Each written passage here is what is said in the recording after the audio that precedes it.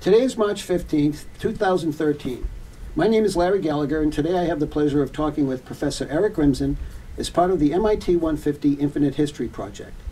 Professor Grimson is a native of Saskatchewan, Canada, where he received a Bachelor of Science degree in Mathematics and Physics from the University of Regina. In 1980, he earned his PhD in Mathematics from MIT and joined MIT's faculty in 1984. Professor Grimson is an accomplished researcher and is internationally recognized for his pioneering work in computer vision, and we'll learn more about that later. Eric has long prized teaching as much as research, and for nearly all of the past 35 years has taught undergraduate subjects in computer architecture, software engineering, and signal processing. He has taught some 10,000 undergraduates and served as the theses supervisor to almost 50 MIT PhDs, and is also the recipient of the Bose Award for Excellence in Teaching. Eric has a long and distinguished record of service to MIT, and in particular to students. He has served on the commencement committee for more than 20 years and is chair for the past 13. Professor Grimson has held many administrative leadership positions at MIT, including head of the Department of Electrical Engineering and Computer Science, a post he held from 2005 to 2011, when he was appointed Chancellor of MIT, the position he now holds, and one which he characterizes as his dream job. Welcome, Eric. Thanks, Larry. Eric, let's start by talking about the early years. How would you describe your upbringing in Saskatchewan? Cold, a little less facetiously. I grew up in a family that valued education, and in some ways that's not surprising to see where I ended up. My father was a high school teacher. My mother was an art teacher, actually art and music teacher. I have a sister who's a school teacher and a brother who's an instructor at Dartmouth. So we had an upbringing that was really about education. But I think what I took away from growing up in a small place, which I did, grew up in a small town, was that while you may not come from the same opportunities as other people, if you focus on what you want to do and you work hard at it, there's a good chance you'll succeed at it. And that came definitely from my parents. No, I've heard you tell stories. You mentioned the cold. I've heard you talk about the climate in Saskatchewan. Did growing up there shape who you are today, and if so, how? Absolutely, Larry. You know, the joking thing I say to my students is I came south for the warm weather. I got to Boston, I figured I was set, but that doesn't appeal to kids from San Diego. But I think growing up in the Canadian prairies, it really did shape you know, the way I think about things, the way I tackle things. And I'll give you a couple of examples.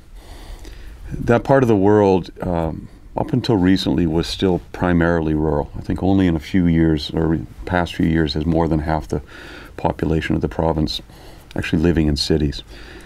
It sounds like a silly thing to say, but I can remember talking to my grandfather, who was a farmer, about what it was like to farm in an area with that kind of a climate challenge. And one of the things that stuck with me was, as he said, you really need to be on good relations with the guy that's in the next farm down the road that might be 2 miles away. Because in the middle of the winter, if something goes wrong, you want somebody that's there to help you out.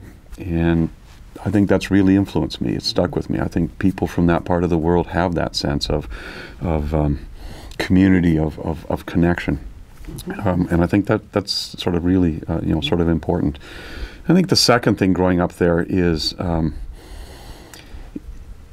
if you grow up in an environment that is small, the entire province, I think, has less than 1 million people in it. You know, and it's a province about the size of New England. You think hard about how do you make your opportunities. You're not going to have a ton of opportunities in that place. You have to think about, so what do I want to do, and how do I figure out how to take some leadership in trying to make those opportunities. But the third one, and I often say this to students, is when you come from a place like that, got to MIT as a graduate student, I definitely spent the first 6 months looking over my shoulder, waiting for that person to tap me on the shoulder and say, you know, we're really sorry. We just discovered that we meant to put your application in this pile and it accidentally got put in this pile. I think we all go through a little imposter syndrome, and I definitely felt it at times. In terms of your journey to MIT, as a youngster, were there any aha moments growing up when you realized you had a special interest or aptitude in science and math? And a follow-up question, were there any particular mentors early on that encouraged your choice of career? Yeah, it's a good question.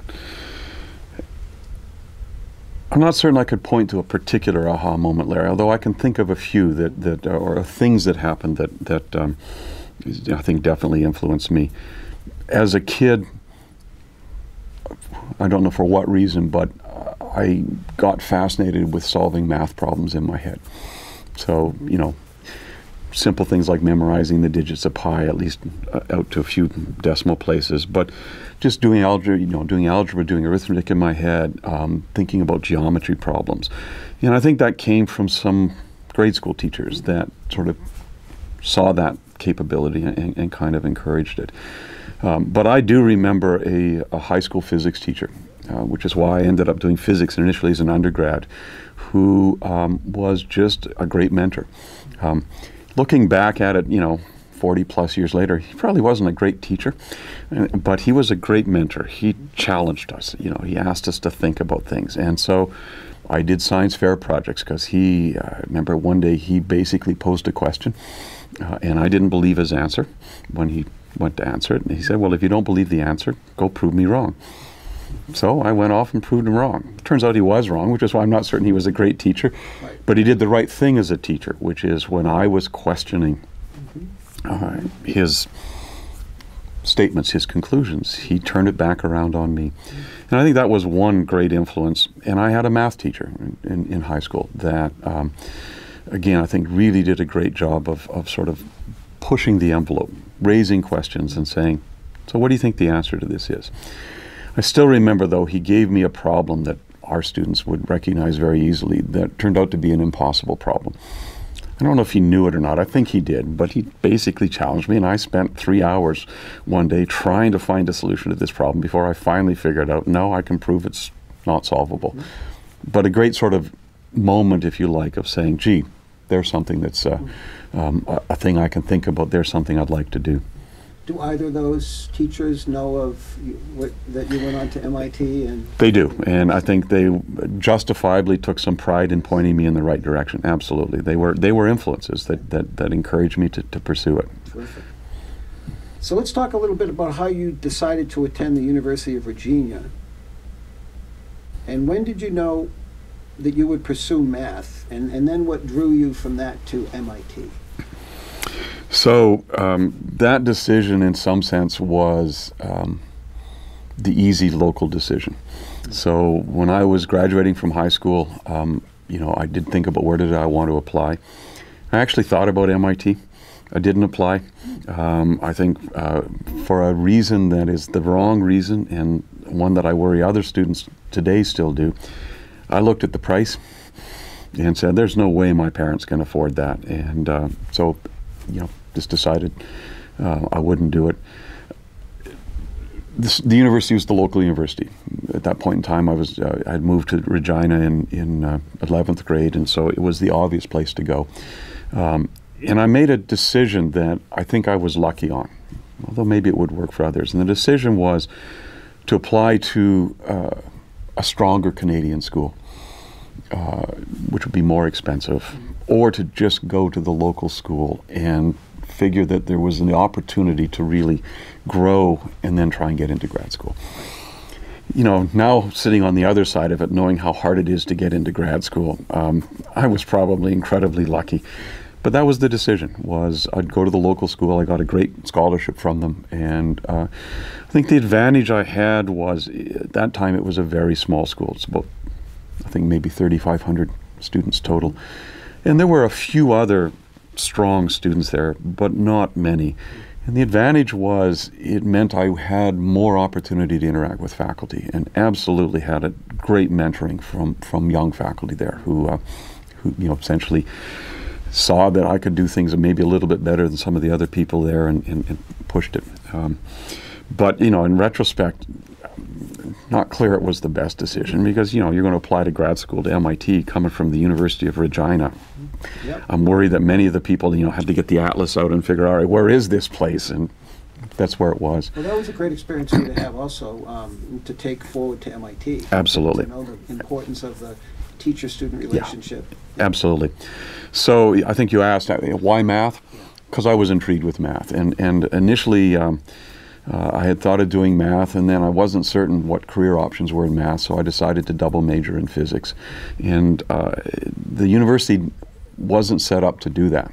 So I actually had to go to the dean and persuade him to let me do this double major and create this degree program, which I was able to do, and it was great.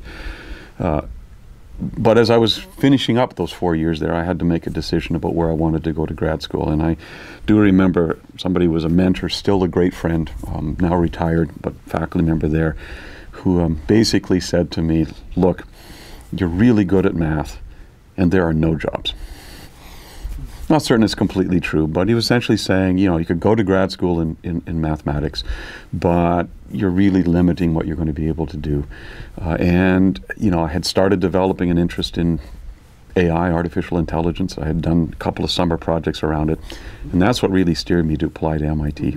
I actually applied to graduate school in mathematics, graduate school in physics, and graduate school in AI.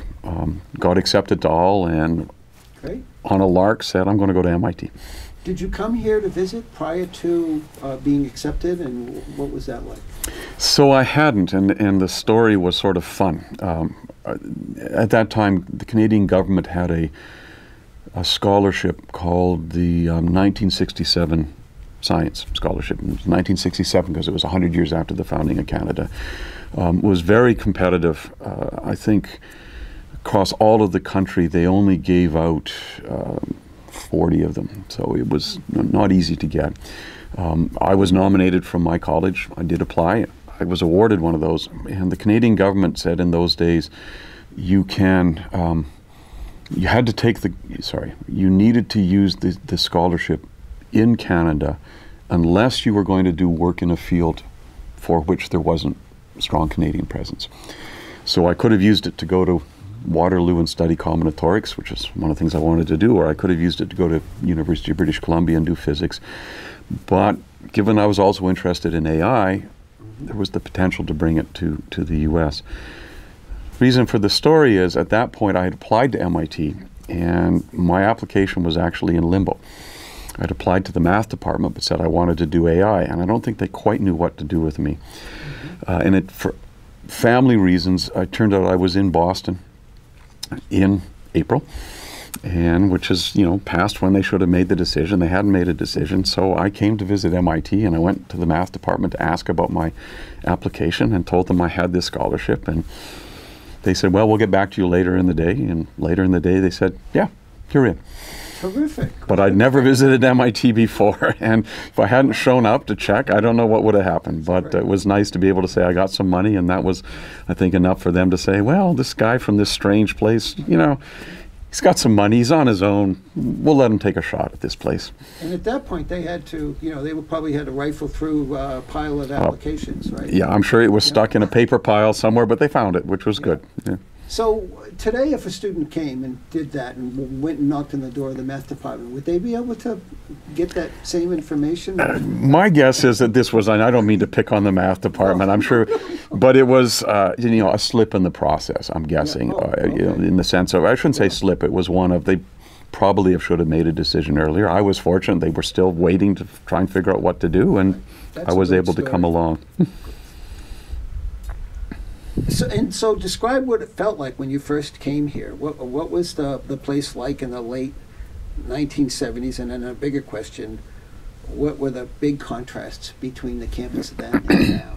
My first impression when I arrived in Boston in late August of '75 was somewhere between terror and panic. But I think a lot of students feel that way, but I'll give you a sense of why. I'm coming from Canada, It's not hugely different than the U.S., but it is different. More importantly, I'm coming from a small province, so I'm landing in Boston. I'm watching Boston drivers. I'm in fear of my life. But more importantly, Larry, just, I wouldn't say terror and panic. I'm overstating it slightly, but just incredible sense of, oh my God, I was a strong student at this small school, and now I'm in with a set of grad students, and they're coming from MIT and Stanford and Berkeley and Caltech, and what the hell do I know, and do I really belong here? I'm in a cultural setting that, I'd grown up listening to records from the Boston Pops, from the Boston Symphony, and I'm going, my God, their Symphony Hall, and I can't believe that this is I'm in this place. It was a real feeling of just incredible uncertainty, and I know lots of our current students feel the same way, but it was just this sense of, how am I going to figure this out? I can remember taking my first graduate class and being sort of, I won't say intimidated, but uncertain. Most faculty, when they teach the class, the first lecture, you say this is 6001, Structure and Interpretation in Computer Programs. My name is Professor so-and-so, etc. Right? My very first graduate class was a class in measure theory. It's a great class. And I'm not going to pick on the professor, but I still remember the professor walked into the room, made no eye contact with anybody, walked straight to the board, picked up a piece of chalk, and said, let B be a Banach space. And I went, okay, fasten your seatbelt, because there's none of this idle chit-chat about my name is Professor so-and-so. We're going straight to the stuff. It was a little intimidating. I got an A in the class, so I guess I did okay, but it was like, wow, this is an MIT class. I think the biggest difference is I was a student, again, in the math department, but I had connected to the AI lab, and I went over and sort of found a faculty member there that I could work with. So I was in Tech Square. And, it's very visible to me that if you walked out the door of Tech Square and walked down Main Street heading towards Kendall and the river, it was dirt lots. Little two-story buildings, a few of which are still around that were old factory buildings. There's one I still remember, I think it may even still be around, called the Woven Hose Factory. I had no clue what a woven hose was, but it was desolate. There was nothing there. There was literally nothing there. There was a tiny little diner called the F&T Diner that lots of faculty my age remember. Greasy spoon place, but no restaurants, no activities, and just barren wasteland. And today, right, it is just jammed with not just high-tech places, which are great, but restaurants, stores, other kinds of things. You go through Kendall Square, and it's an active place. Such a huge difference. And frankly, a great difference for MIT, because having that growth of those high-tech companies around there strengthened our connections to industry, provided venues for students, the growth of entrepreneurship, the Cambridge Innovation Center. Those are all things that are changes that just weren't there in '75. It was, Kendall Square was empty. And it's interesting because had that land not been available, a lot of what followed wouldn't have been possible. Absolutely. And so, again, I think, and I want to, I shouldn't say I want to, but I'm certainly willing to believe with some good foresight, MIT was able to acquire the land around there, grow it up, and hold it in reserve so that they were able to help boost this when the opportunity came along. But, yeah. So shifting gears here a little bit, you received your PhD in math, but did your research in the Artificial Intelligence Laboratory, and your thesis supervisor was a psychology professor. Yes. Talk about how that came about, and is this type of cross-disciplinary study typical of MIT, or were you out on a limb at that point?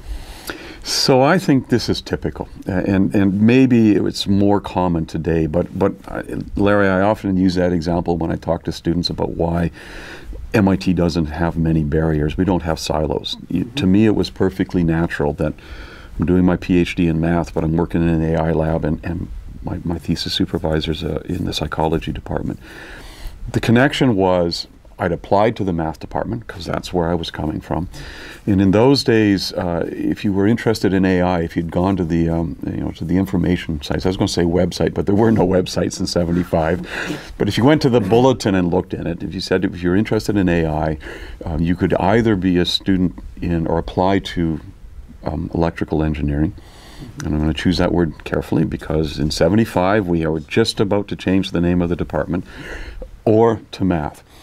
And I think the reason was that the founders of the AI lab, Marvin Minsky and Seymour Papert, Minsky was in electrical engineering, Papert was in math, and so you could work in either one of those.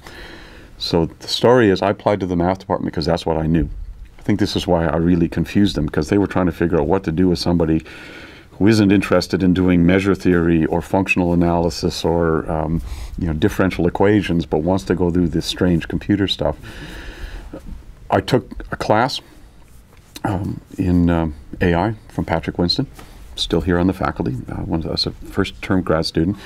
And the section instructor was a faculty member named Ira Goldstein, who since has moved on.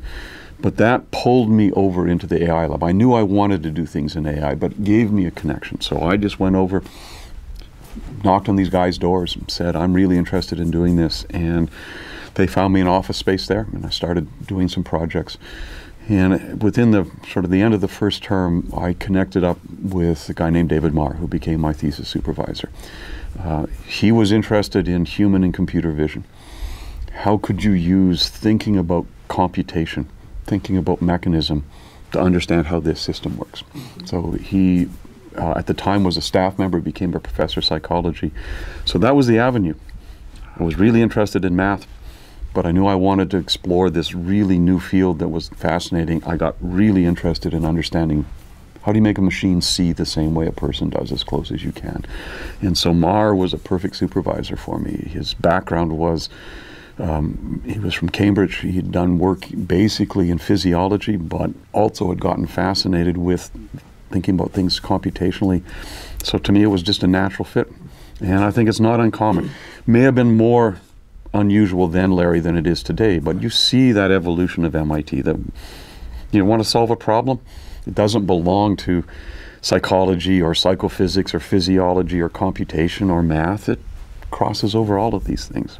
That's interesting. We've had some discussions about how MIT has actually been very deliberate more recently about even creating, like the Koch Center, for example, places that bring together, but folks that can cross disciplines, but it's been happening all along. Absolutely, and I would use the example of the AI lab, which is now part of CSAIL, as one of probably many examples of that. It was an interdisciplinary lab. It didn't belong to any one department. It had a lot of influence from what then became CS, or the computer science part of EECS. But when I was there in '75, there were faculty there from math, there were faculty there from mechanical engineering, there were faculty there from computer science, from electrical engineering. There were faculty, they weren't part of AI, but they had an influence on it from linguistics, because there were people there wanting to do natural language processing. And I think that's, I'm sure if we go back we'll find other examples, but the AI lab certainly had that environment of, it was a separate interdisciplinary lab, and if you were interested in those problems, that's where you went. And that's where you went to do your your research into computer vision. Yep. Could you, if you could, describe the field in the late '70s, early '80s? What could computers do or not do, and what were some of the big goals and challenges for computer vision? So, Larry, I'm smiling because, you tell these stories to students today and they think that you're a dinosaur. But I will tell you, in '75 when I came, and 75 to 80 when I completed my thesis, we were running on a time-shared PDP-10. So PDP, I forget what it stood for, was a digital equipment machine. It was literally time-shared, so that meant that there could be as many as 15 users on it at the same time. Wow, 15 users on this machine. And I should have done my homework. I'm trying to remember. I think that the memory of the machine was a megabyte, because we had what we called the Moby memory, and you're going, whoa, a megabyte, and it was in a rack about this tall. It was ridiculous. The challenge in computer vision was that the size of image that you could process was tiny. And in fact, Rod Brooks and I had this analogy that we talked about. He and I both graduated about 1980. Rod from Stanford. I was here at MIT. We were colleagues at the time. And I think in my PhD thesis, I had processed 4 or 5 images. And they were 250 pixels on a side. Forget this megapixel stuff, right? 256 pixels on a side.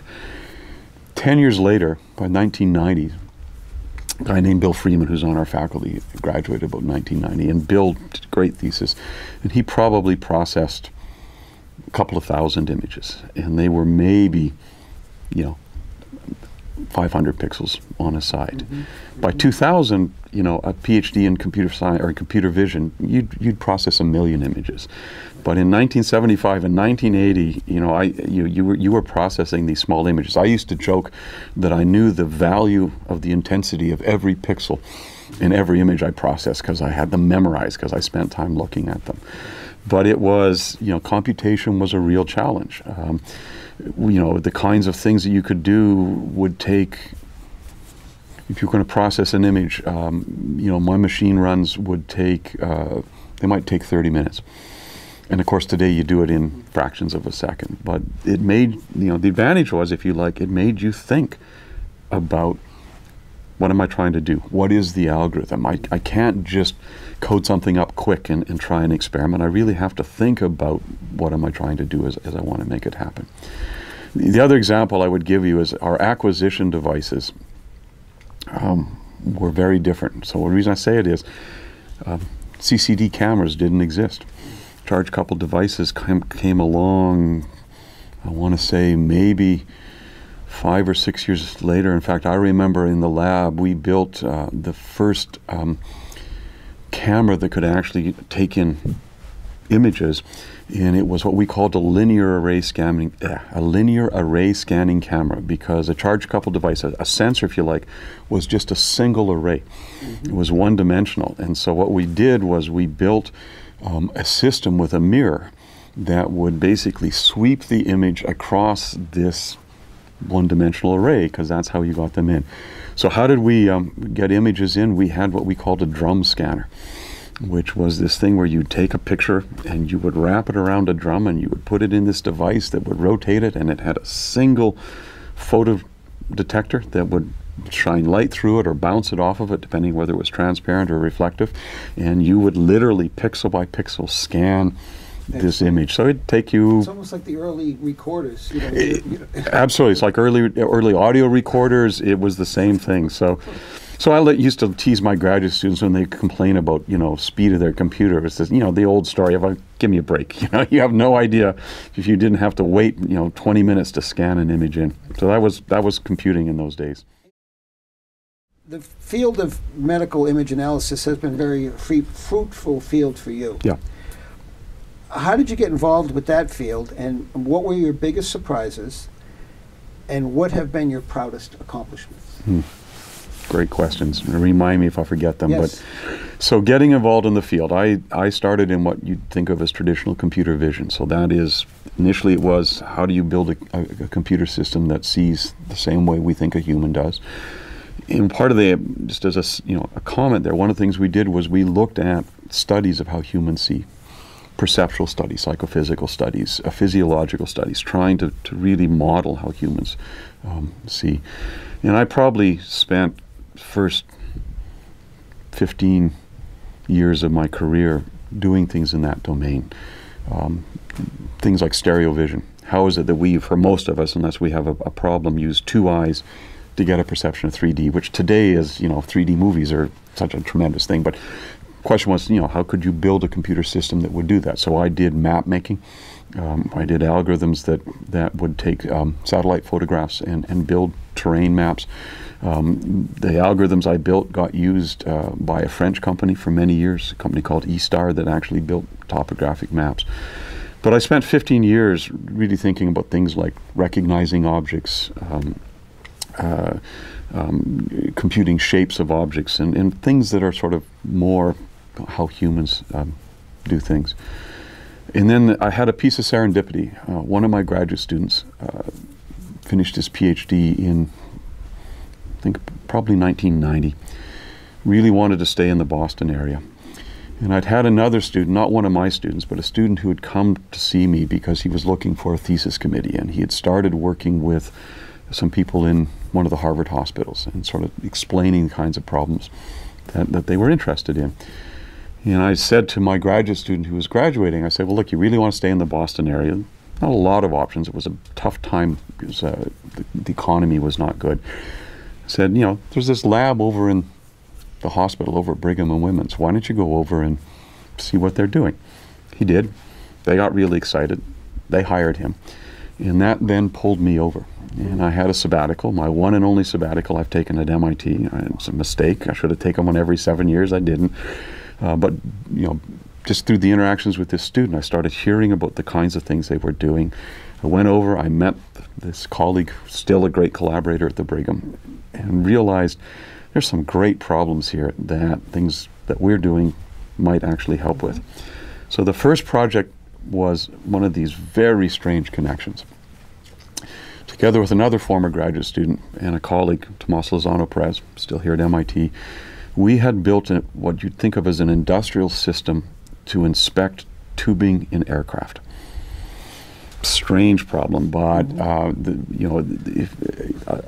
Boeing 747 or 787 these days has miles and miles and miles of tubing that moves wires and other things through the aircraft, and they have to be made to incredibly tight tolerance. And so they have all sorts of bends and folds, and so we were building a laser-based system that would capture the 3D structure of the tubing and then compare it to see if it was the right size.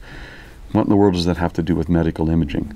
Well, our colleague at the Brigham was really interested in image-guided surgery, which is, can you build a good model of a patient, and then could you use it, could you line it up with the patient so that you could guide the surgeon?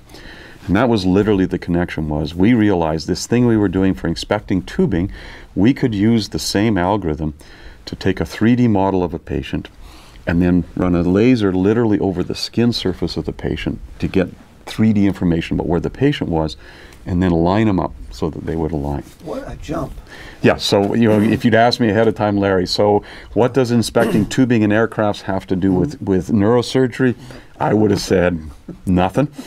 And that was literally the connection we made that got me started. So serendipitous of connections through some students, somebody who needed a job, I knew about this opportunity. Wow. Got over there, talked to this colleague, Ron Kikinis, who's still at the Brigham, and realized we could help with this, and that's what literally started it. And even the imaging that you were doing with the mapping early on was three-dimensional. So that led to the tubing, which led to... You got it. It was part of the same sort of trend of, we were really interested in building geometric models, 3D geometric models of structures. We started off with terrain. We did it with industrial objects, recognizing industrial parts, but it led to this idea of you can also do that with patients, and was very much this idea of what we would call a registration problem, which is if I have a model in a computer that's 3D, and I have some information from the real world, how do I figure out exactly how to rotate and translate the model so that it lines up? That was the heart of what we started on when we were doing the image-guided surgery work. And I'm familiar with the work because we've done some videos together, and it was amazing to watch. The technology also allowed, I've heard the word, you allowed the surgeon to actually have X-ray vision. Yeah. If I've got a tumor in the abdomen, I've got a tumor in a muscle, you hate to take anything out, but a surgeon can certainly go in and open it up and remove it and remove tissue around it.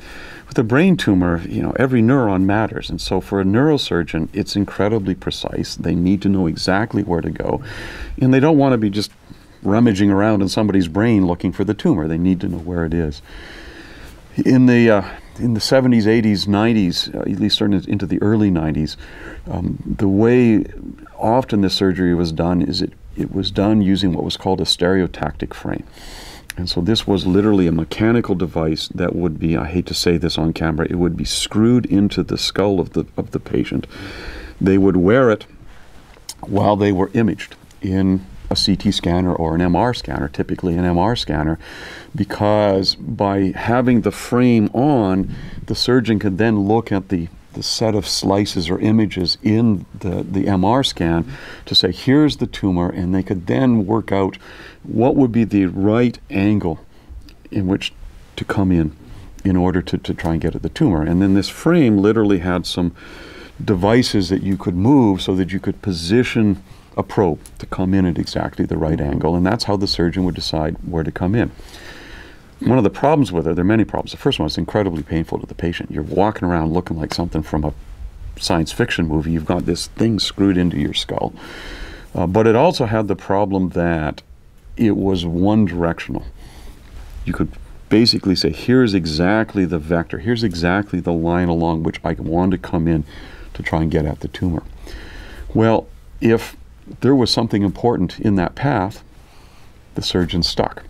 Either he or she has to try and come in along that angle and move tissue out of the way, or they have to try and find some other angle to come in at. But again, it's got to be single path, because that's all they could visualize.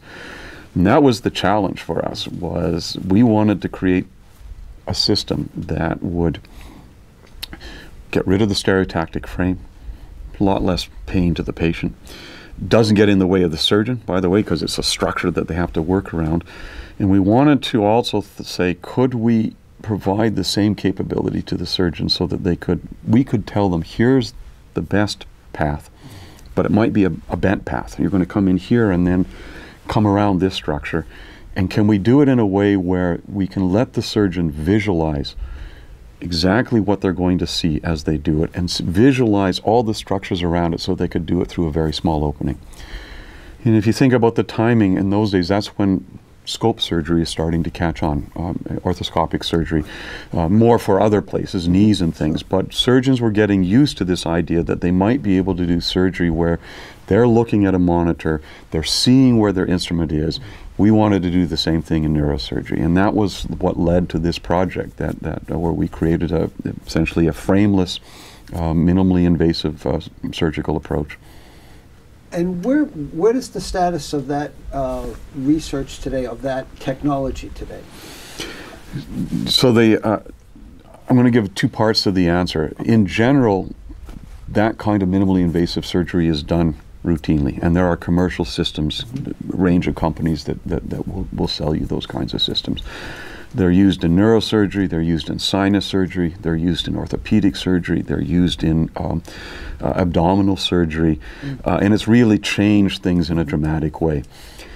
You know, you'd asked me earlier, Larry, what was one of my proudest moments about it, and I want to relate this back. I would tell you one of the proudest moments for me was, I'll give you two examples. The general one was that we built a system that was used in some large number of surgeries over at the Brigham. I don't remember how many. But, you know, talking to the chief of neurosurgery over there and having him say to me, and especially to my students, you know, I'm doing surgeries today with your system that 5 years ago would have, A, if I was doing it, taken twice as long. But B, more importantly, I'm doing surgeries today with your system that I would never have tried 5 years ago. I would have just said it's inoperable, because I can't guarantee I can get to the tumor and take it out without doing damage, hitting motor cortex and paralyzing the patient.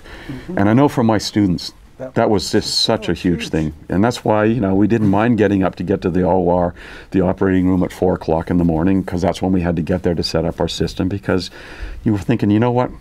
There are people that are going to be, you know, not are going to be, there are people walking around today that without our tool maybe wouldn't be. Now, that's not to take away from the surgeon. The surgeon's crucial, but we gave the surgeons tools that let them do things that just enhanced their capabilities. And that was just something that was, you know, tremendously gratifying. Sure, and I know that it's been recognized with all kinds of awards, but I have a bit of a naive question, but I'm always curious about this. So you created something that was, you know, life-changing, literally, and now it's being used in a hospital. What is the process by which, do you share in a patent, or how does that get then transferred into practical use into an industrial application. So I'll tell you what we did, but it's different from what I think many other people did. We did patent some of the things. So I have, I think, 6 or 7 patents in that area. But I also know that I am not an entrepreneur. And I'm going to be really good at driving a company into the ground very quickly. I wasn't interested in trying to make a company out of this. And that's, I think, a little different than other situations here. But, so the reason I'm saying it, Larry, is in my case, we patented the ideas and we made them available, if a company wanted to pick them up. There were lots of other technologies being developed. And so, I can't tell you that my creation is directly in a system today. Other people sort of figured out how to do things similarly and they moved with them. And that's, I think, different than, if one of my students had decided they really wanted to run with this, we might have gone off and done a company. But the ideas certainly show up in other places. And I think that's, one of the things, that's another way in which you can do it. Other faculty are much more likely to take it and run with it. And I think that's great. And as you know, here at MIT, we've had so many of them that have gone that way. In my case, I knew it wasn't me to do it, so I wasn't going to run with it. So I mentioned in the introduction, Eric, that you have long prized teaching as much as research. What is the most rewarding aspect of teaching for you? That's a really hard question. Because there are a lot of them, but I'm going to give you a couple, Larry, but I'm going to start with what I think is the most rewarding example. And that's when I will have somebody stop me in the Infinite Quarter or send me an email, or if I'm out doing an alumni event, come up to me and say, "You may not remember me, but I took your class in 1985, and it changed my life." Now, I don't want to say I am solely responsible for changing their life, but as a teacher, being able to communicate the excitement, the opportunity, not just the technical pieces. They can be boring at times, but that sort of, here's what you could do with computational thinking. Here's what you could do with programming. Here's what you can do with algorithms that started out in tubing and aircraft and ended up in neurosurgery. To me, that makes my day when somebody will come up. And I should say, sometimes I do remember them. Sometimes I don't. With 10,000 students and 28 years, it's hard to remember them all. But that's, to me, tremendously rewarding as a teacher, is that I could open a door, expose a student to an idea, and have them take off with it. And often the most rewarding ones are students who, let me say it a little differently, Larry, the student who came to MIT knowing they wanted to be a computer scientist and took a class from me and went off, that's great. But the ones that are really rewarding is the student that came to MIT uncertain about was MIT the right place, or really not certain about what they wanted to do, and I was able to let them see something that became a career. That's tremendously rewarding. Right. That's really probably the biggest thing, I would say. When you've been successful as both a researcher and a teacher, I've talked to some faculty who have told me that it's so challenging to be very successful at both. That some of them have focused at one point in their career on research and then on teaching, but to try to achieve in both has been very, very challenging. Can you talk about the challenges associated with balancing teaching and research at MIT? So I'm probably the wrong person to ask that question, because to me, it's natural. So I don't mean to say it's natural to me. To me, a great professor just naturally does both of them. Now, having said that, some people have a better classroom presence than others.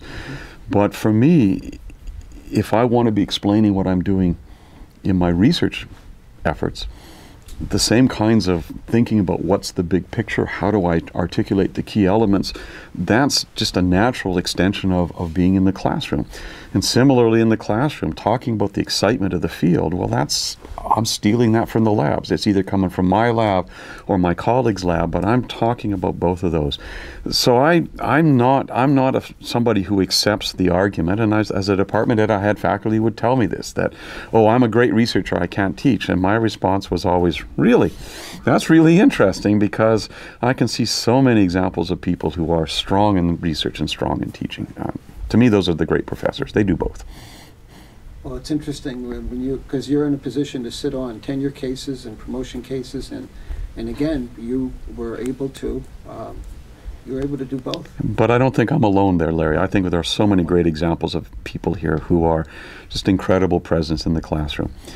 Having said it, not everybody has the same style, and so the reason I say that is I think that there are some people who will do well in a class of 500. But not everybody can do that. We got some faculty who are great at teaching a class of 20. That's their natural space, and they ought to do it. A class of 500, it's a little more theater, and that's okay.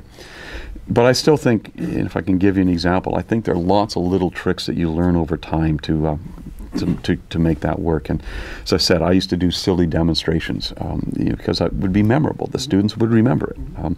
One of the tricks I learned and I used regularly, and I always was uncertain whether students would buy it or not, is I'd come into class with a bag of candy. And if I asked a question, if a student answered, I would throw them a piece of candy. Now, I figured our students are way too cool to accept candy. And then some student pointed at me and said, no, it's chocolate, it's caffeine, this is great. But is it silly? Yes, but the students got into it because it was this idea of, okay, this is an interactive thing. And of course the deal was, even if the answer is wrong, you still got a piece of candy. So it's a little Pavlovian reinforcement here. It works pretty well. Now, I'm jumping ahead a little bit, but I recall when you were, as department head of EECS, I recall you standing down in Kirsch Auditorium, continuing to teach, even as a department head. Yeah. I taught, I don't know that I managed to teach every term. I think there were a few terms when I didn't, but I taught as a department head. I would teach the big intro classes. I still teach as Chancellor. I think I've taught all but one term as Chancellor. And as Chancellor, it's actually nice because it gets me out of my office. I don't have to worry about phone calls and emails and those things. But even as a department head, it was really important to me because it was my way of staying connected with the students. I built some connections. It meant that students were more likely to come and talk to me about what was on their mind, or frankly, before class, we could have a conversation about what's going on, and I keep that as Chancellor. And that's amazing. And again, that's totally by choice, because that's unusual for someone to juggle all of that. Yeah, that's my decision, but I wouldn't give it up. It's great. So how did a career in teaching and research prepare you for the administrative roles you have assumed? It probably didn't. That's not fair. I think running a big research group, and I think when I was still heavily involved with research, I might have as many as a dozen graduate students. You certainly start to learn organizational skills, management skills of, you've got to be balancing time. You've got to be thinking about each individual student has different strengths and weaknesses. How do I identify those, articulate those? How do I work with them to steer them in directions that are going to work well for them? And I'll give you an example in a second of sort of a success I thought there that's going to sound funny, but I think you learn some of those things, but I don't think it ever totally prepares you for administration, other than that time management, setting priorities, being organized. I wanted to give you an example, Larry, though, of sort of where recognizing people's strengths and weaknesses is an important aspect of being a faculty member, but also being an administrator. I had lots of students over the years. As you said, I've had almost 50 PhD students and a fair number of master's students. They were all different. Many of them have gone on to be very successful. That's not right. All of them have gone on to be very successful, just in different ways. But I remember one case that I worried about, but I think was an example where being able to make a hard decision worked out well. I had a student complete a master's with me. Was an incredibly skilled programmer, just great at writing code, wrote beautiful code, and I don't mean beautiful in it was pretty, but code that was elegant, crisp, efficient, the kinds of stuff that was great. But after completing the master's, and it took him about 2 years to do it, I really was uncertain about whether he could take unstructured problems and put structure on them. And that's a lot of what research is about, is how do you look at some problem and figure out, so what's the question to ask and how do I use it?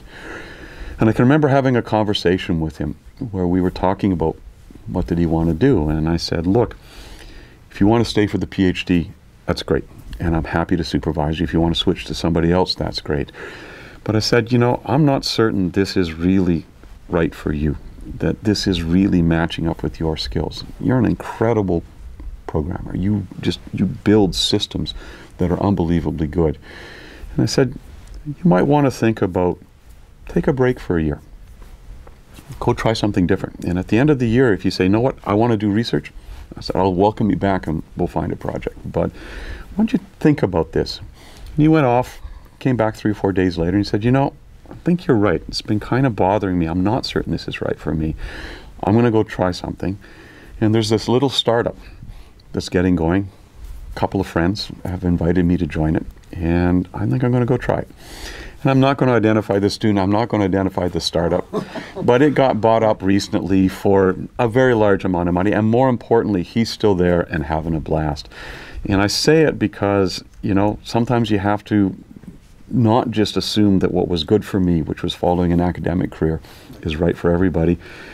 And, you know, this one worked out really well, being able to say to him, you know what, I think you'd do better in this setting. He's having a blast, incredibly successful. And I raise that because what does it have to do with an administration position? Those are sometimes the conversations you have to have. You know, is this really working? Is this the right place for you? Or should we be finding something else that's going to work better?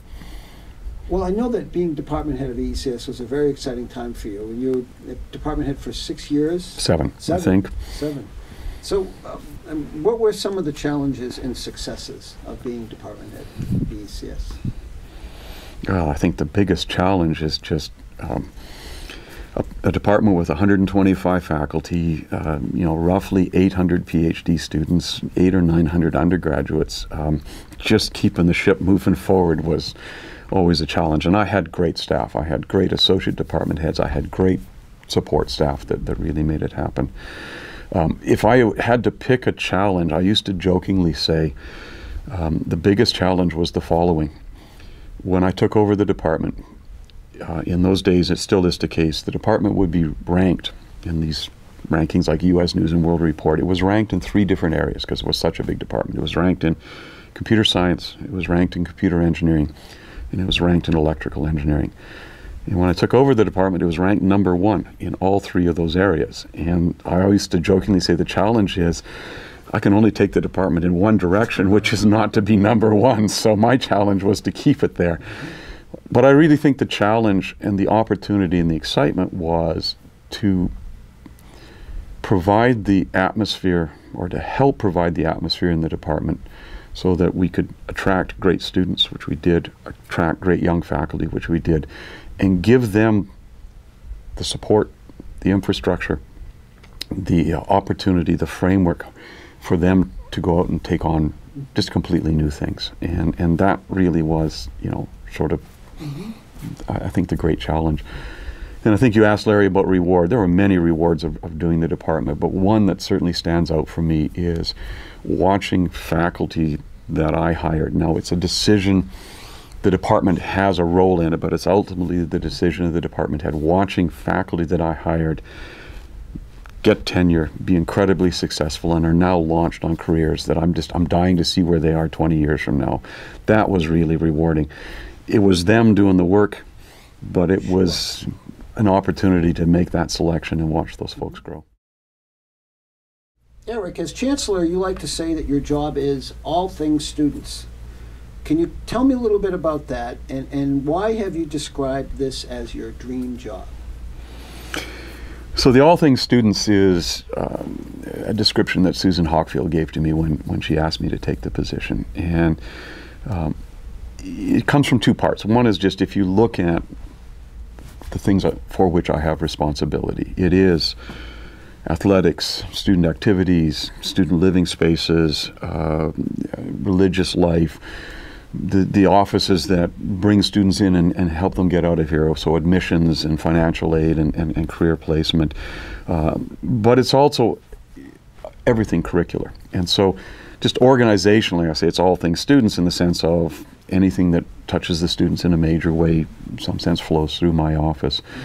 But I think of it a different way, which is I think the job is an opportunity to think about all the things students do, all the things students experience while they're here, and use that to think about where do we want to go. And so, you know, it's all things students, both in terms of just organizationally, but it's, you know, I think about students all the time. That's really what the job, to me, focuses around. You know, you asked me, I have described it as my dream job, and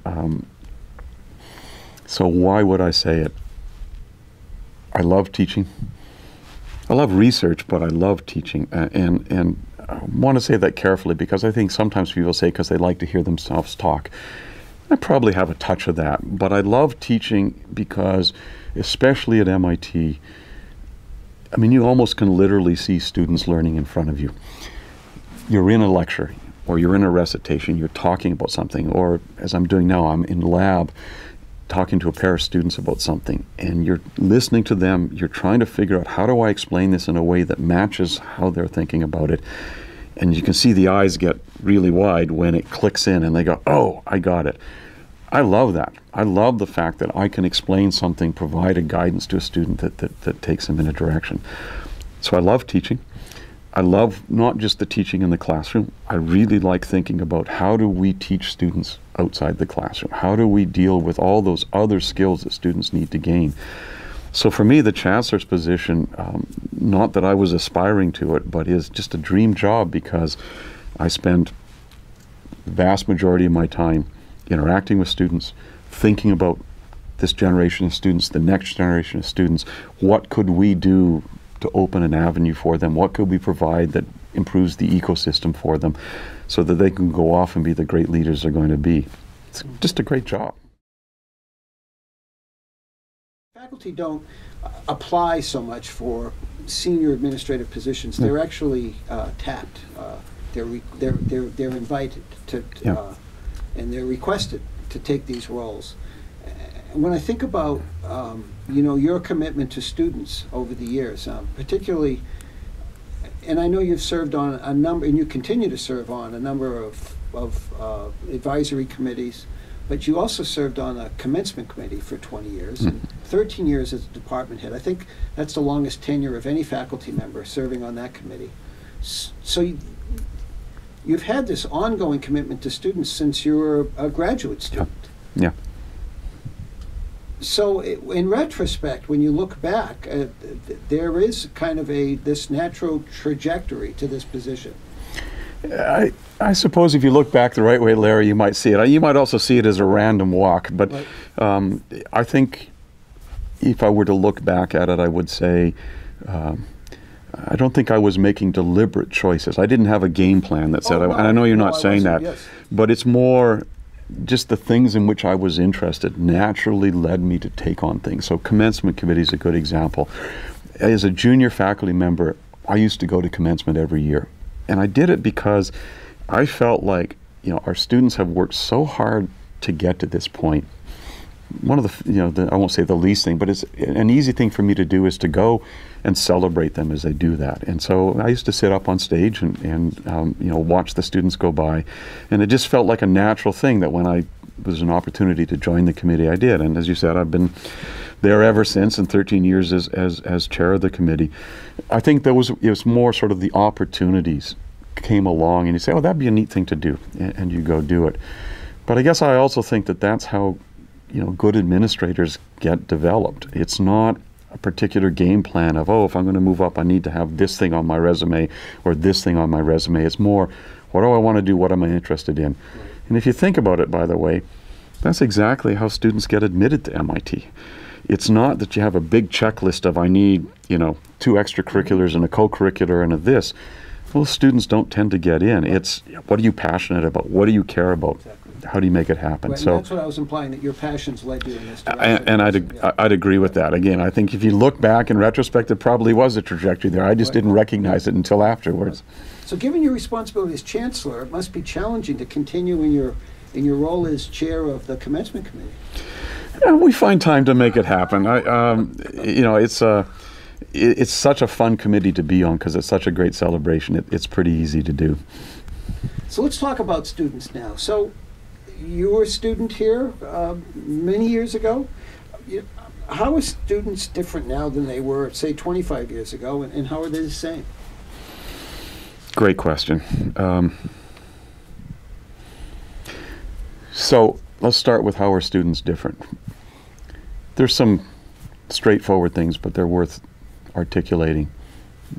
Demographics.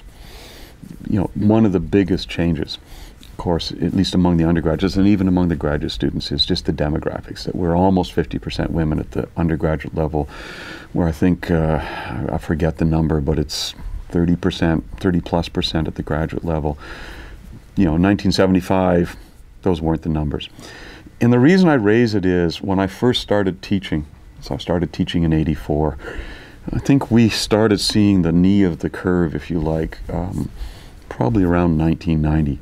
And you could feel it in the classroom. The discussion was different. The dialogue was different. The social dynamic was different. It got more supportive. And I think that was really good. So simple changes are just things like demographics. But there have been some subtle changes. And I'd give you a couple of examples that I see among the current generation of students that I don't think we saw nearly as much 25 years ago, and then we'll do what is the same. This generation of students, I think, is much more focused on solving a problem than previous generations. So I often will say, 20 years ago, a student would come to MIT saying, I want to be a physicist, a biologist, a computer scientist, mechanical engineer, pick your favorite thing. I want to be in a discipline. I want to follow a sort of standard trajectory.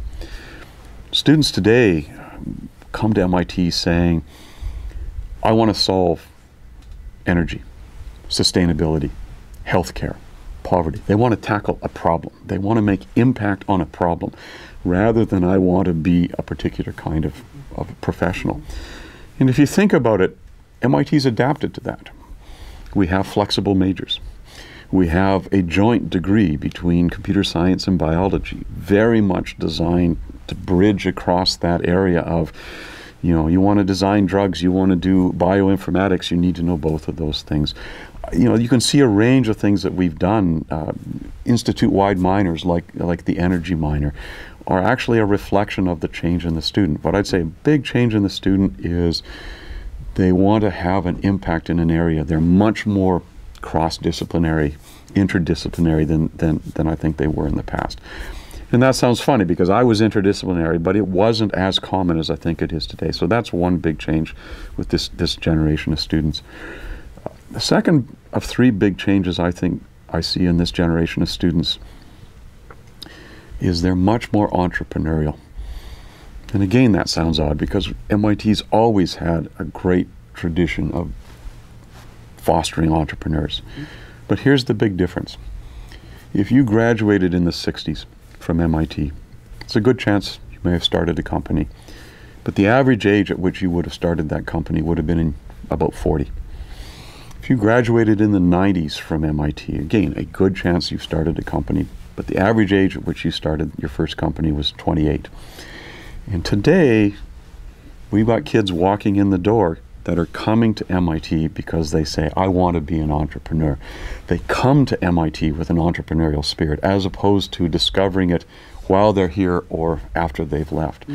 Again, we're adapting how we structure things here to support that, but I think that's the second big change. The third one is this generation of students is much broader in their interest and much more likely to have the basics of leadership skills than I think we saw in the past. I think 30 years ago we had incredibly smart students, but they might have been perfectly happy just to sit in a lab and focus on one thing and one thing only.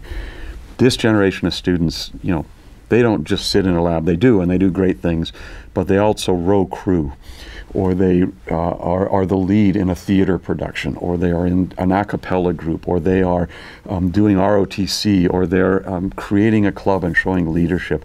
This generation of students, to me, is much broader in those leadership skills.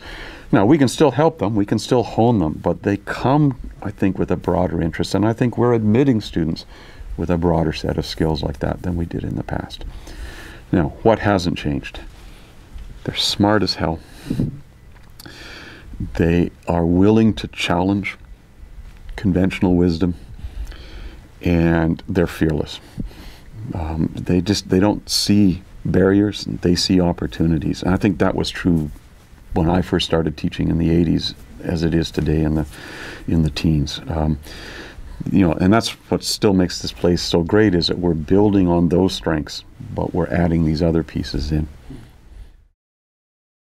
Students are involved in governing their fraternities, their living groups. Yeah. I mean, they take, it is from the time they walk in the door, they're practicing leadership skills. They really are, Larry, but I think it's also something that MIT encourages. Yeah. And it's a balance that we have to strike. It can't be anarchy. It's got to have some structure to it. We have to make sure that students do it in a way that they can explore opportunities, but in a safe environment. But they do come in and start practicing those leadership skills really early on. And I think, if you think about it, in some sense, that's part of our mission. We have a mission statement. It's a great mission statement. It talks about, creating and preserving knowledge and educating students to have an impact on the nation and the world. But if you look at the full statement, it also talks about developing leaders. And that's really what it's about. It's not just to have somebody who's got great ideas. We want to have somebody who has a great idea and knows how to turn it into a real product, or knows how to find the people that they can work with in order to turn it into a great product. We had talked about balance, and the students are, as you just noted, involved in many, many things that students of your generation weren't involved in. How does that, and that has really shifted, I think, the ways in which students spend their time, and I know you've given a lot of thought to this, but what are the challenges of and associated with students being more involved in non-academic activities at MIT? So first of all, I agree with you. I think students today are much more likely to have a range of things they're doing than in the past. And I want to be careful. We had athletic teams in the past. We did those things, but not at the level we see now. And Larry, I forget the number, but I want to say something like 30+% of our undergraduates are on varsity teams. 30 to 40%, I think, and maybe even higher than that, of our students participate in music groups. I mean, it's amazing what they do. But there are some challenges. One of the challenges on the student side is helping them develop good time management skills. You see students struggle when they can't quite figure out how to balance and plan all the things they want to do. That they know they've got a tournament coming up for some sport, and yet they don't plan enough ahead to make sure that they're working around their academic things to deal with that.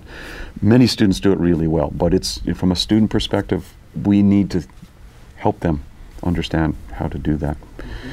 But I think there's a challenge for the faculty. Faculty of my age started teaching in an era when most students came to MIT primarily focused on academics. And that's great. But we designed curricula, we think about classes, we organized ourselves around the expectation that a student was spending the vast majority of their waking hours focused on academics.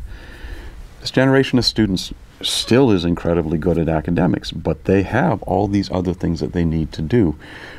And I say need because it's important for them to do it. And our faculty, I think, need to adapt, to recognize that that time they're spending on the basketball court, on the river, in a student group is equally important to their education, and we need to adapt our expectations around that. And I think most of us have, but I think we still have some work to do to get faculty to recognize that students, that is as much a part of their experience here as what they do in the classroom. And by the way, if you ask students today about sort of their favorite moments, the things that they really take away from MIT, they're much more likely to be from something outside the classroom than something inside the classroom. They know that this is as much what they're learning as they're here. Right. Yeah, I've heard students articulate over and over again that most of the education at MIT takes place outside the classroom. Absolutely. But it is in fact structured. Yes. And MIT does that very deliberately. Yes, I agree. Yeah. So given what we just talked about in terms of how there has been a shift in the ways in which students learn while at MIT, and a lot of that learning does take place outside the classroom, does today's MIT graduate, are they better prepared for the world they're going into than, say, students were 30 years ago? Absolutely. And that's not to impugn students of 30 years ago, because we have great alums, but in my mind, Larry, absolutely they're better prepared. And I'll give you my sort of somewhat joking analogy. 30 years ago, smart, stereotype is smart MIT student graduates, probably an engineer, because that's where the bulk of our students are. And, their career path is they get hired by somebody else to be technical lead in a company, the CTO of a company.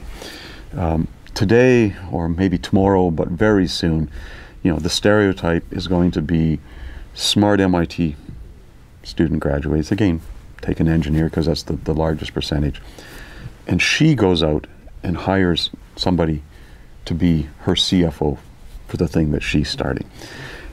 Our students, in my mind, and I don't mean to say that everybody's going to go start a company, but to me, our students are so much better prepared to have impact on the world because they do understand technology really well. They know how to solve problems. They know how to frame a problem. So it's not just analytic problem solving, it's analytic problem framing.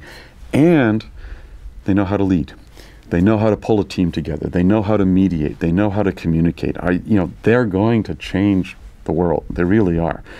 And they have a secret weapon, which is they're from MIT, and everybody assumes that they know how to do this. So they're going to make it happen.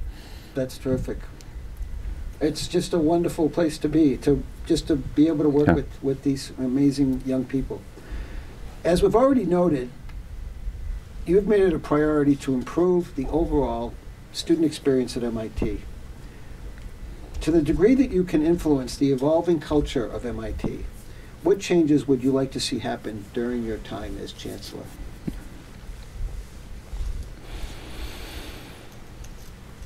That's a challenge. And I'm going to answer it by starting with what needs to stay the same. But then I will talk a little bit about changes I'd like to see. What needs to stay the same in my mind is that the culture, the atmosphere, the environment of exploration, letting students try things, trusting them to do it in a reasonable way. The openness we talk about on campus, whether that's the fact that virtually all of our buildings are open and you can walk into anything, to the fact that we make resources available like the hobby shop that anybody can go over and take the training and run, to you want to participate in an activity, you can just join it, all these sorts of things. We have to preserve that because that atmosphere is essential to our students exploring, growing, trying things, questioning, all those great things. But we also have to do it in a safe way. And so if, I had to say, so what would be something I would want to see change? I'd like to see the campus as a whole, that is faculty, staff, students, have a discussion, have a dialogue, have a debate around how can we do that in a way that lets students do the exploration, but do it in a safe environment. Because you can do things that become risky. And, you know, you can imagine sort of what those examples are. I'm not going to really dwell on particular ones. But I want to, it's not so much a change, Larry, as it's a trajectory of making sure that everybody understands that when they think about something they want to try, they're doing it in a way where they say, yes, I know how to do that, but I can do it in a way that's not going to put myself or others in jeopardy. And that's something I'd like to see us change. So Eric, could you talk first about some of your major responsibilities as Chancellor, and then also just talk about the specific goals you had when you first became Chancellor and how those might have shifted in the last 2 years? The responsibilities, there's a couple of ways to answer it. One is you could just go through the checklist of everybody that reports to me, and you can find that on the website. I'd say that the primary responsibilities in my mind that I have are, the primary responsibilities I have are student well-being, and that's everything from just the conditions of the living spaces and making sure the governance of the dormitories and the fraternities and the sororities are what they should be, to student well-being in terms of academics, financial aid, admissions, those kinds of things, to just student well-being outside of the classroom, you know, what happens in the spaces. So I think of a lot of it as my major responsibility is to be confident that all the things that MIT needs to provide are being provided so that students can have a productive, I was about to say comfortable, that makes it sound too easy, but a productive, successful, and supportive experiences as they walk their way through here, whether it's 4 years as an undergraduate or 6 or 7 years as a graduate student. I think most of the other things that I worry about then just flow from that, but it's really about that student well-being. And I realized I left a piece out. There is a piece there that is also just the curricular component. Now, that also gets handled by many other offices, but ultimately at some level I have to worry about, is the educational experience, the curricular experience, the pedagogical experience the right one for the students? And as Chancellor, I can't control all of that, but I can influence it by working with faculty committees around changes in those structures to try and improve it. And I guess you asked me, Larry, sort of what, I forget how you phrased it, sort of what was it like? I'll get you to rephrase it again. To talk about your specific goals when you first became Chancellor and how those might have shifted in the last 2 years.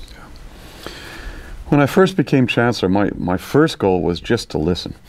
And I'd spent a lot of time going around meeting with student groups, you know, here on campus, across the river in the fraternities, student activities, individual groups, just random collections of students, you know, because I wanted to get a sense of what were their concerns, what were the big things they were worried about, to help me think about where we might make changes. I had one, so I should say out of that, you know, a number of things got identified that I'm now thinking about in terms of what can we do. When I became Chancellor, I think there were, though, a couple of areas where I had an interest in thinking about what could we do to improve things. And those are still there, and I'm still thinking about them, but they've shifted a little bit for a variety of reasons. Those two, very simply, were I was very interested in whether we as an institute provided the right kind of ecosystem to support innovation and entrepreneurship among our students.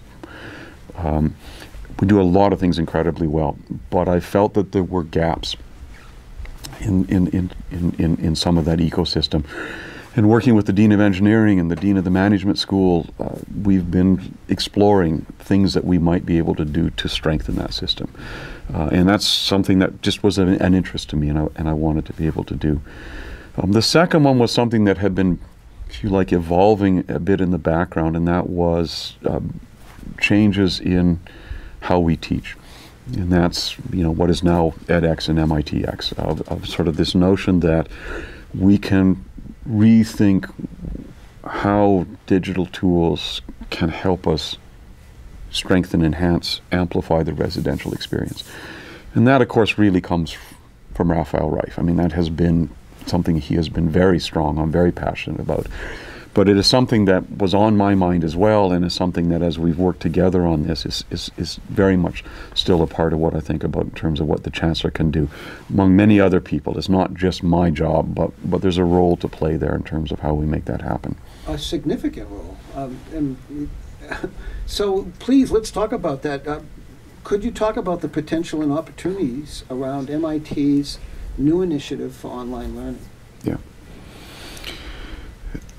So it's, I don't know, we're going to need another 2 hours here, Larry. This is going to be a problem, but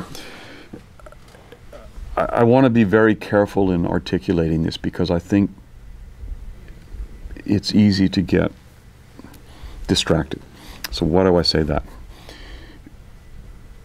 The rise of online tools, and I'm going to use that broadly. That's everything from capturing lectures in a video format to automatically assessed problem sets to simulations to demonstrations to all of these pieces.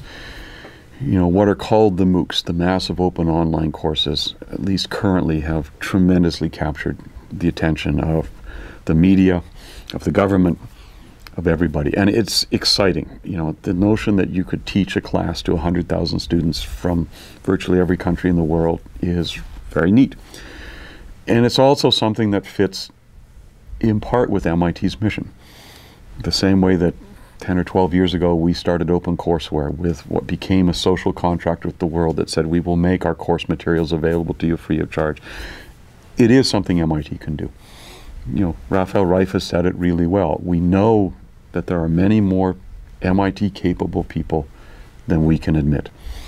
And why not make that available to them? Mm-hmm. But, and there is a but, that's only a piece of what constitutes this opportunity. And I think the much bigger piece is, how do we use those evolving technologies to change the experience of our students on our campus? How do we rethink residential experiences? And I think this is going to be a fascinating, I don't know, 5, 10, 20 years. It's moving really fast. It feels like 5, 10, 20 minutes, but just to give you some examples, Larry, we're asking questions like, what's a classroom? What's a dormitory? Now that sounds like a philosophy question, so maybe we should be doing it in a philosophy class, but let's take each of those. In the next era, should a classroom be a big tiered hall that seats 500? Or how many of those do we need? We may need a few of those. But maybe a classroom should be a space that is easily reconfigured, that could be set up for a group of 100, and then an hour later can have walls shift and tables shift and equipment shift, because it's now set up for 5 groups of 20 that are going to have discussions. What's the connectivity look like in those spaces? Do students always have to be in those spaces? Or if you are away from campus because you're helping Todd Mackover do the launch of an opera in New York, or you're working with the physics department and you're in CERN because you're doing something with the super collider, or you've had something happen to you personally, you've got a family situation and you have to be away from campus. Do you have to be in the classroom, or can you participate actively, interactively, in an engaged manner inside there? So what's a classroom? We're talking about it. We're thinking about it. We're going to do some experiments. We're going to think about a classroom. What's a dormitory? I'd say the same thing, right? What's a dormitory in the next generation? Because that dorm will certainly have beds, because our students will still need to sleep, even though they don't always think that. But what are the spaces in which they gather, they interact, they create? Can we put sandbox spaces into dormitories? Can we create little clusters in those spaces that are going to change it? So all of these tools are going to really change not just what happens in the traditional classroom, but what is a classroom? What's a living space? And frankly, what's the time period in which you do it? We do a 13-week semester because that's what we've always done. Well, with digital tools, we're already, and many departments are thinking about this. How do you create different kinds of modules? Maybe a module is a 4-week module, and a course is you're actually stitching together several of those modules, and they can be done in different points in time. All of these things are going to really change what the residential experience is. At the same time, I think it's really important to stress that fundamentally, to get an MIT education, I firmly believe that you have to be on campus. You know, you can't, the online technology is great, but for all the reasons we talked about earlier, all those connections, like the teamwork and team leading and communication and building networks, you have to be on campus to do it. Yes. And all of the hands-on learning that takes place. Absolutely. Cannot be duplicated. No. You can build social communities on the web, and they're fascinating to watch, but if you're going to make something, you got to be doing it physically on campus with a bunch of friends in the hobby shop or in a machine shop or in, you know, pick your favorite place, but you have to do it together. You've got to be on campus for that experience. And as you indicate, this is very much in alignment with MIT's mission. Absolutely. In my view, it's a natural next step for us. Absolutely. Just, if we could, can you just talk a little bit about your thoughts on MIT's greater global engagement? Well, I think our opportunity globally is something we have to manage carefully. Part of our global engagement is our students. And so one of the, I think, great successes at MIT are programs like MISTY, where our students go out and get a global experience and along the way bring a piece of MIT to all parts of the world. I think the global experience for our students is fantastic. They need it. If they're going to be the next generation of leaders, you know, as Tom Friedman said, the world is flat. You need to understand what it means to run a team in Asia, or to be marketing a device in the Middle East, or to be coordinating groups around the world. So in that sense, we have an important role to play with our students. But I think what you're really asking is the other direction, which is MIT's role in global engagement with other countries. And there, my own personal view is it needs to be done carefully. We do not have the capacity to work with every country that wants to work with us. We just don't. We need to pick those opportunities where we can have an impact and where it will frankly benefit MIT. And I think if you look at the examples of things we're doing now, they all have that. We're helping build institutions, but we're doing it in settings where there is something unique about that setting.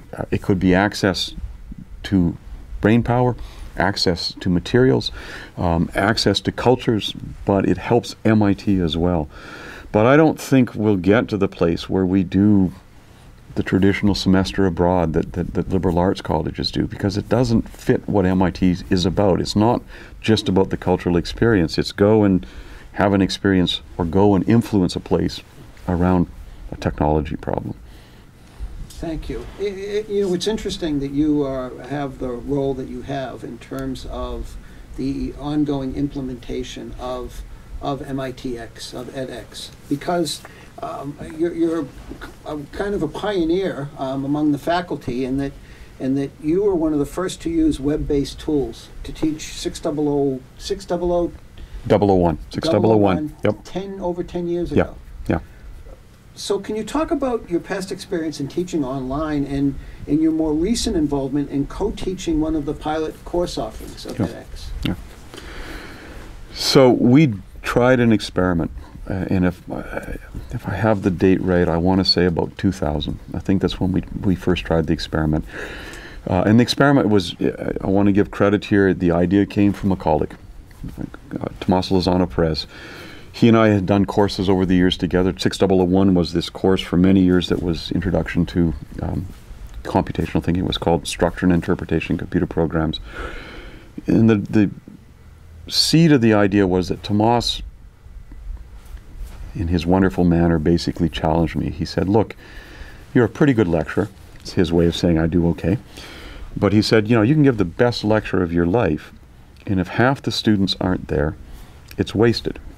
And he was right, because our students do time triage. They're doing, I won't say too many things, they're doing many things They won't come to lecture. They'll figure I'll get it from the notes afterwards, or they do come to lecture, but they miss a key point, and then the rest of the lecture doesn't make sense, and after a few of those, they simply stop coming to lecture.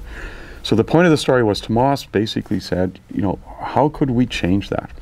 And so working with Tomas, working with Leslie Cabling, among other people, we created an experiment where we moved all of the lectures online. And again, I want to remind you the date because I'm going to bring it back, 2000. We recorded them and we chose to do this. It wasn't video, it was audio over PowerPoint. And for a bunch of reasons, but we captured all of the lectures. And we chose to break lectures up into about 8-minute chunks. And in between them, we inserted what we called, in those days, finger exercises. Short little questions that students could answer to see if they had gotten the information. And we added to that an automated tutor that graded problem sets. And that was driven, so it was driven by two things. One was, if you're not in the hall, the lecture hall, you didn't hear the lecture. It's gone. And just getting the slides isn't the same as hearing it. And the second thing that drove us was, as Tomas would say, student turns in a problem set, TAs grade it. If you're lucky, you get it back 2 weeks later, and the feedback's gone. You know, if you're really lucky, the student will at least look at what grade they got in the problem set, but the feedback is gone. So the instant feedback was something we wanted to do. That's why we put those finger exercises in there, because we wanted students to get immediate feedback of, did I understand this concept or not? We jokingly said it's putting, you know, today we would call it gamifying, but it was putting a video game aspect into it that you could repeat it. You know, so there was a reset button to it. Long-winded way of saying that was what we tried. And we literally, for I think about 4 terms, taught the course where there were no lectures. Students were expected to listen to the lecture ahead of time. And then when they came to recitation, we would do problem solving. We would work through problems. The section instructors would deal with that.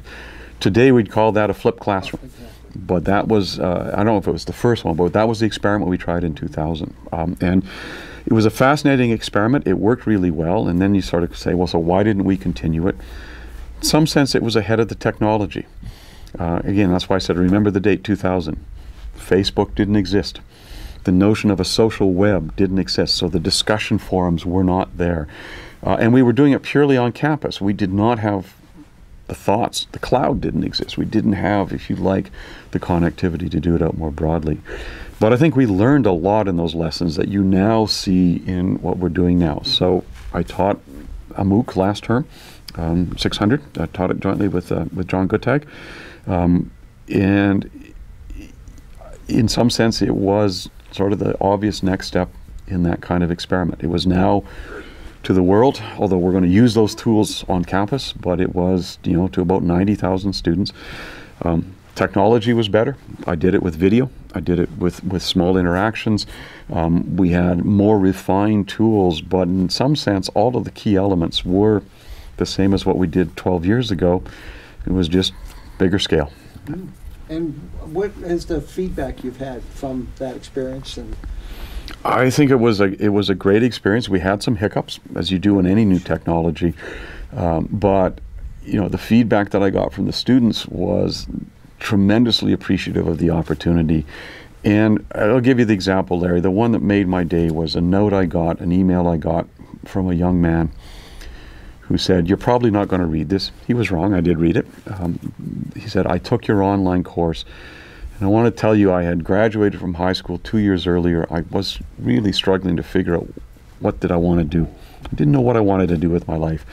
I decided to take this course. I fell in love with computer science. I just want you to know I am now registered as a freshman at a university in Germany and loving it." And that was just wonderful feedback to hear that we had an impact. Right. And what's been your continued involvement, again, given everything else you're doing, with the 600 MOOC? So we're running it again this term. We have somebody else teaching it, but we're using the same videos. And my hope, John Guttag and I have talked about this, we're thinking about redoing our videos because we think we could do them better. Mm-hmm. I'm involved in another course where we're in early stages of discussion about maybe we could capture that one online. But I'm thinking about how can I improve the finger exercises? What am I hearing when I watch what the students say online? We'll make another version of it. But my big hope is that we're now, and we are, as a group of faculty, are talking about how do we now use it on campus? How do we use it to flip the classroom in 600 for our students? And we'll be doing that sometime soon. I thought it was amazing, the one comment on success of some of these offerings, the fact that 6002X is being offered at a school in San Jose, California. Yeah. And the students that are taking that, the failure rate went from 40% to 10%. Yeah, no, it's working. And I'll give you another example, Larry. With 600, one of the things we're doing right now, again, it's being really done by edX, but that course is being taught in a couple of community colleges as a pilot, where the local instructors are running the class, but they're using our lectures in a classroom setting where the students, at least as I understand it, the students are listening to the lectures, but then they're stopping them.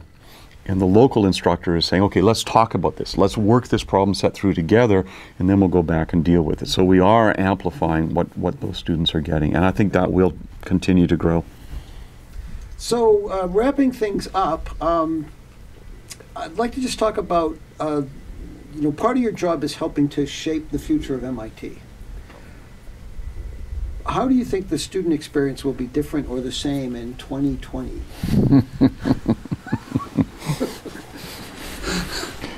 I'd say I have no clue, but that's on tape, and now I'm in trouble. It is hard to predict. I think you can probably point to the things that will still be the same. Students will still get an incredibly deep technical education here. The rigor of the place is never going to change. It just can't. I think things we've talked about in terms of students' opportunities for personal development outside the classroom. And I say personal because it's sometimes leadership, but it can just be other things. That's, I think, going to be only stronger than it is now. There will be more pieces of infrastructure in place to encourage that, more opportunities for students, a wider range of interacting components that students can use to do that. I think those will still be very much a part of what our students will experience. The things that'll be, I'm guessing, will be different. I really don't know what a living space is going to look like 2020.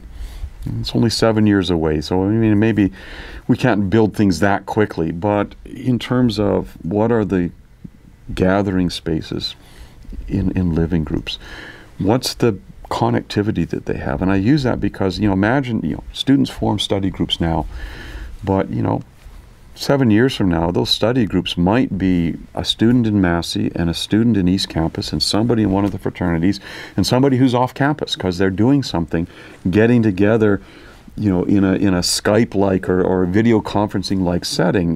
That I just don't know how different that's going to be, but it's likely to be different. So I think the big changes in experience of the students, they're likely to be around how they interact with each other, how they interact with faculty, and what are the spaces in which that happens, and how do they differ? Do you think the technology will provide for, particularly when you have edX or MITx course materials, will it allow for greater opportunities for students to study internationally? I hope so. I think it will. Again, I still want students here. They need to be on campus, but I think that they will have that opportunity. And I'd flip it slightly, Larry, if I may, which is I think there are also things like MITx potentially give us a way to increase our own students' global experiences in interesting ways. Let me give you an example. In a MOOC right now, the discussion forum is fascinating to watch, where students pose questions, interact, answer questions, and create sub-communities.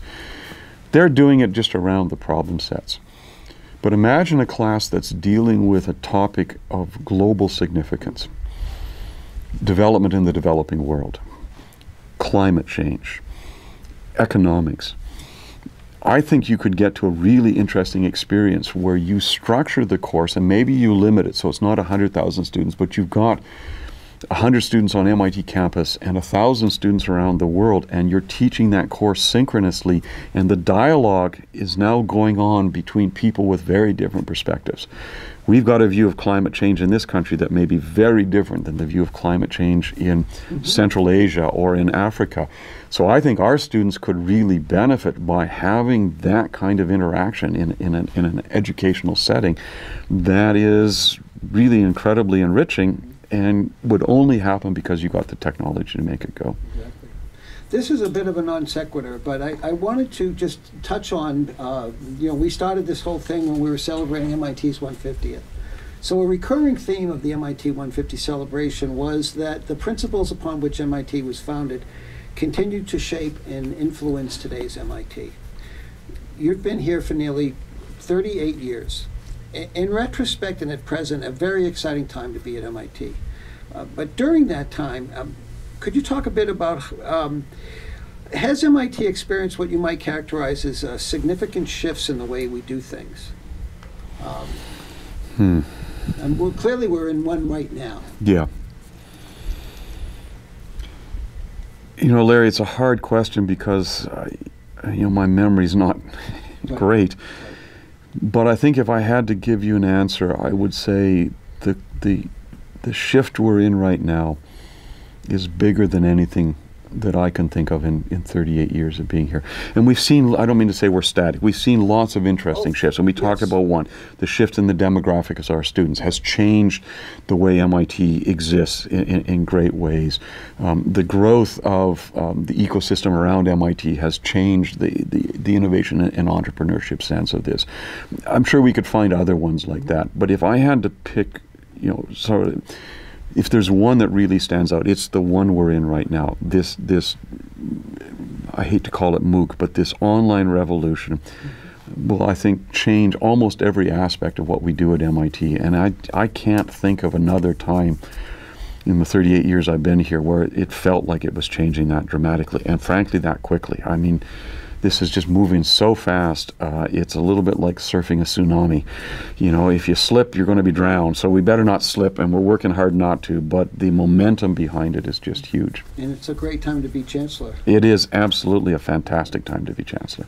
And so you have stated as Chancellor, a quote, "I want simply to help our awe-inspiring students reach their full potential, and as a major part of that, to know themselves as leaders." Well, you've certainly led by example in that regard. Thank you. Thank you for the time. Thank you, Larry. This has been great. Absolutely great. Thanks.